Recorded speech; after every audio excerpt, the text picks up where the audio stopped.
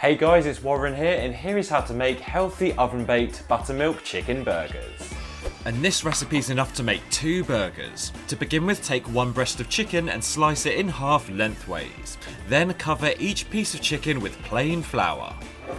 Now take some buttermilk, pour it into a bowl and coat each piece of chicken in the buttermilk. And next, pour some breadcrumbs onto a plate and stir in some paprika to give it a lovely smoky flavour.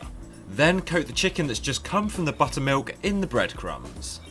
And when the chicken's covered all over, take a baking tray that's lined with some greaseproof or parchment paper.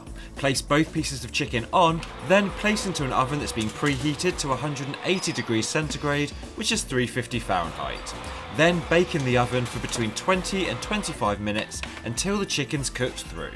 Then simply load up your healthy oven-baked butternut chicken burgers, and that is how simple they are to make. And if you loved the look of this recipe, remember to subscribe for loads more videos.